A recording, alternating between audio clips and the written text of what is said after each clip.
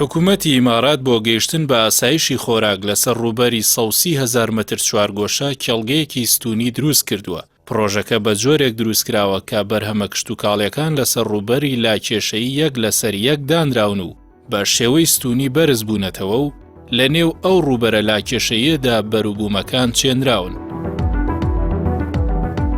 پرۆژەکە لەلایەن کۆمپانیای فڕۆکەوانی ئیماراتەوە پارەدار دەکرێت و بۆ پەرەپێدانیشی لەگەڵ کۆمپانیای گروپ 1 هۆڵدینگی ئەمریکیەوە پەرەی پێدەدرێت.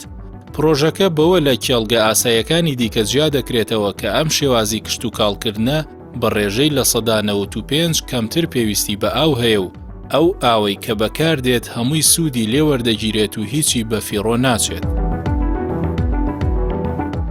لە پرۆژەکەدا بەدەیان ئامێری ئاڵوگۆڕی هەوا دابین کراون کە بە گوێرەی سروشتی ڕووەکەکان بڕی پلەی گەرمای پێویستیان بۆ دابین دەکرێت.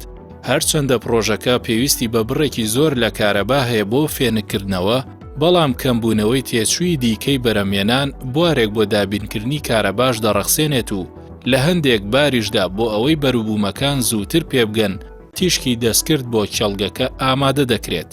لە کێڵگەکەدا کاهوو شێلم و ڕووەکە گەڵاپانەکان بەرهەم دێن. بۆ بەرهەمێنانی ئەم جۆرە بەروبوومانەش کێڵگەکە پێویستە پلەی گەرمای بۆ خوار حەڤە پلە دابەزێت و بە ئامێری تایبەتیش تیشکی سوور و شینی تێریان بۆ ئامادە دەکرێت تا گەشە بکەن. ئیمارات بەهۆی نەگونجاوی خاکەکەی و زۆری بیابان لە توانایدا نییە پێداویستیەکانی خۆی لە خۆراک دابین کات و لە 85% پێداویستیەکانی لە دەرەوە هاوردە دەکات.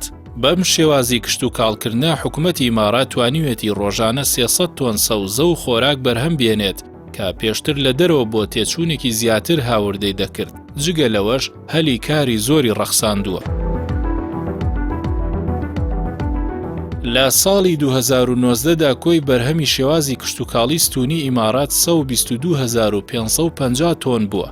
ژینگە دۆستانی ئیمارات دەڵێن ئەم پرۆژەیە کاریگەری لەسەر پاکبوونەوەی هەوا و ژینگە دەبێت و کرێی هاتوچۆش کەمتر دەکاتەوە. لە کاتی بڵاوبوونەوەی نەخۆشی کۆرۆنا و سنوورداربوونی هاتوچۆ لە نێوان ئیمارات و وڵاتاندا، وڵاتەکە بەم پرۆژەیە توانیوێتی بەشێک لە پێداویستیەکانی خۆی پڕ بکاتەوە.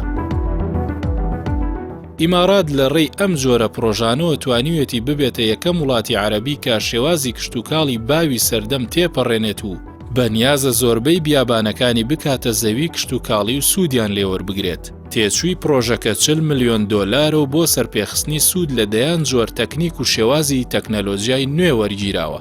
ئێستا پسپۆڕان هۆشداری دەدەن لەوەوە کە لە ساڵی 2050دا خۆراک ڕوو لە کەمی دەکات، چونکە نزیکەی 2 ملیار کەسی دیکە بۆ دانیشتووی جیهان زیاد دەبن. گرتنەبەری شێوازی کشتوکاڵی ستونی یەکێکە لە باشترین ڕێگاکان بۆ ڕزگاربوون لە قەیرانێکی لەو شێوەیە.